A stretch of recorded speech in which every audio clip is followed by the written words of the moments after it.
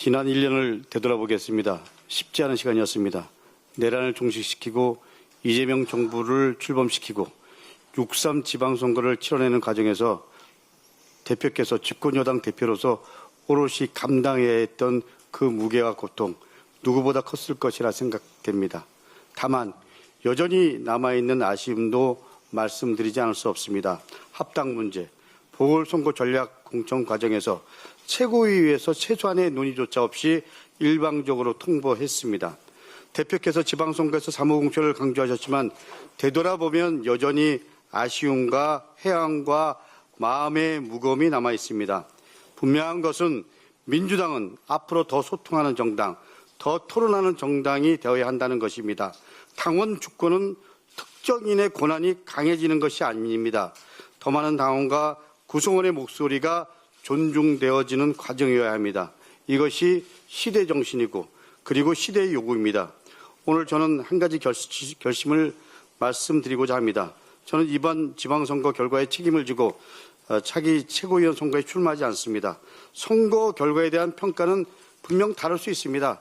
대통령께서는 국민이 정권에 주는 경고라고 말씀하셨습니다. 하지만 대표께서는 승리라고 말씀하십니다. 분명한 것은 국민들께서 민주당에 보내주신 경고의 메시지까지 다르게 해석해서는 안 된다는 것이 저와 아마 대부분 당원들의 생각일 것입니다. 며칠 전 박수현 충남도지사 당선인도 선거 결과에 관련해서 당의 성찰과 반성을 촉구했습니다. 저는 박수현 당선인 말에 공감합니다. 반성의 주체는 너가 아니라 나이고 우리 모두입니다. 그래서 저는 그 책임에서 저 자신부터 외회가 될 수 없다고 판단했습니다. 저는 정치를 하면서 결과가 좋을 때 공을 나누는 것보다 잘못됐을 때 책임을 지는 것이 기본이라 배웠고 그것이 여전히 도리이고 그리고 제 나름 원칙이라고 믿습니다. 지난 19일 발표된 한국 리서치 여론조사 결과를 보면 이번 지방선거에서 민주당 후보를 선택한 이유를 묻는 질문에 이재명 대통령이 잘하기 때문이라는 응답이 83%였습니다. 반면에 민주당이 마음에 들어서라는 응답은 58%에 그쳤습니다. 국민은 민주당을 찍은 것이 아니라 이재명 대통령을 찍었던 것입니다. 이 냉정한 사실 앞에 민주당은 당대표 포함해서 지도부 모두가 겸손하게 성찰하고 그리고 진지하게 되돌아봐야 합니다. 민주당은 이재명 정부와 한 배를 타고 있습니다. 배 선장이 둘일 수 없습니다.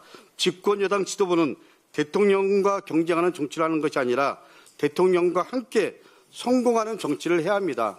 다가오는 전당대회를 통해 선출될 새로운 지도부는 국민과 당원이 뜻을 담아서 그리고 그 뜻을 나침판으로 삼고 더 낮은 자세로 그리고 더 유능함으로 이재명 정부와 긴밀히 호흡하면서 이재명 정부의 국정 성공을 확실하게 제대로 한 채의 오차도 없이 뒷받침해야 합니다. 그런 지도부가 되어야 합니다.